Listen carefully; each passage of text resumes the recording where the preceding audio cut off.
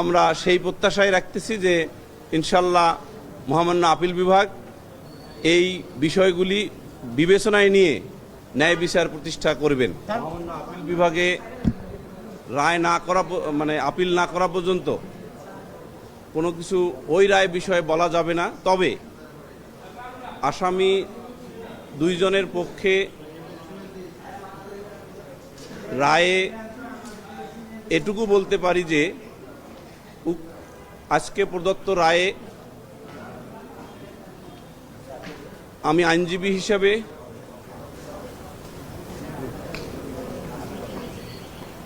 সংক্ষুব্ধ এবং আমি মনে করি যে ন্যায় বিচার যেটা প্রত্যাশা করেছিলাম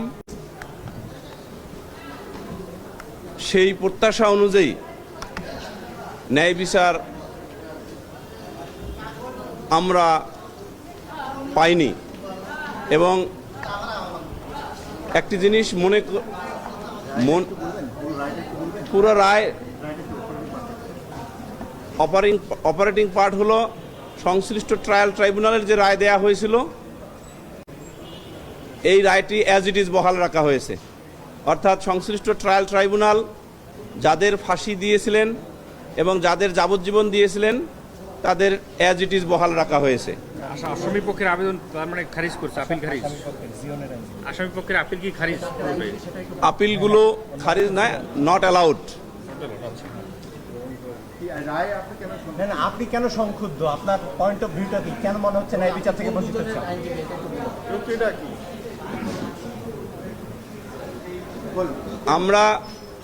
আমি যে দুইজন আসামির পক্ষে যুক্তি দিয়েছিলাম তার মধ্যে প্রধান মোর্শেদ অমর্ত্য ইসলামের ক্ষেত্রে যুক্তি ছিল যে সে এজাহারে নাম ছিল না, তার বিরুদ্ধে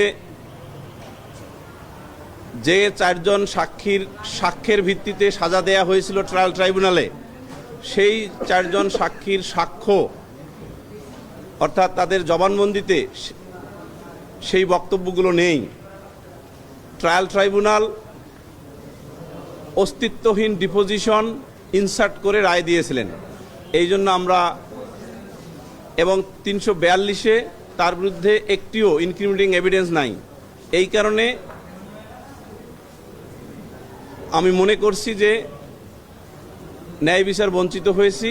কিন্তু আইনের অধীনে আইনের মাধ্যমে মহামান্য আপিল বিভাগ ছাড়া আমাদের আর কোনো ফোরাম না থাকায় আমরা সেই প্রত্যাশায় রাখতেছি যে ইনশাল্লাহ মহামান্য আপিল বিভাগ এই বিষয়গুলি বিবেচনায় নিয়ে ন্যায় বিচার প্রতিষ্ঠা করবেন। তার মানে কি আপনারা আপিল করবেন?